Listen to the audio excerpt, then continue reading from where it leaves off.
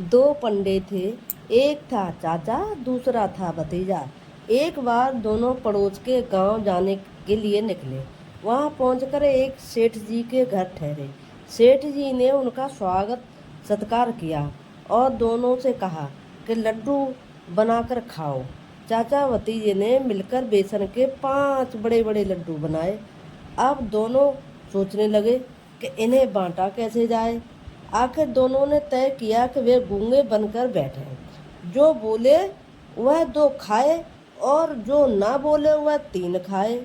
चाचा भतीजे दोनों बिना बोले पांव पसार कर सो गए।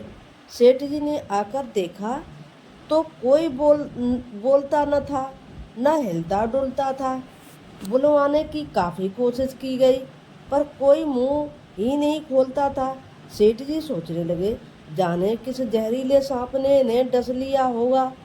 उन्होंने अपने बेटों को बुलाकर दुखद खबर सुनाई। फिर कहा, आओ हम सब मिलकर इन पंडों को मरघट पहुंचा दें।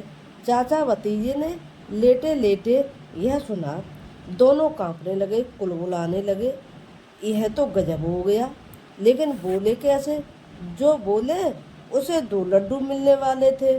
थोड़ी देर में गांव वाले इकट्ठा हो गए। अर्थी तैयार होने लगी। चाचा भतीजे दोनों को कसकर बांधा गया पर दोनों में से एक भी नहीं बोला। दोनों ऐसे दम साधे पड़े रहे मानो उनके प्राण सचमुच निकल गए हों। लोग रोते बिलखते उनको शमशान घाट ले गए। यहाँ चिता तैयार थी।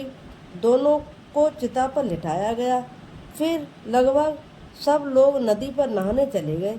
बस चंद लोग वहाँ रह गए। 5 लोग ही वहाँ रह गए।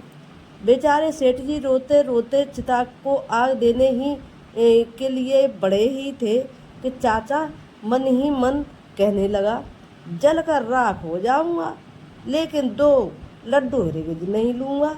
लूँगा तो 3, वरना 1 भी नहीं लूँगा। उधर भतीजा सोच रहा था, 3 लड्डू खाने के लोभ में जान गंवानी पड़ेगी। जान है तो जहान है।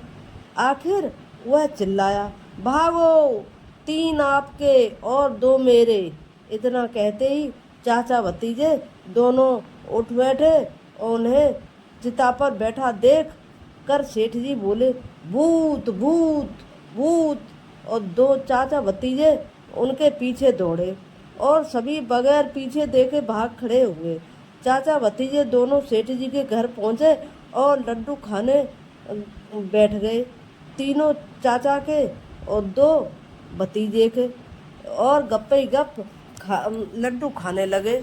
सेठ जी देखकर बहुत चक्के रह गए।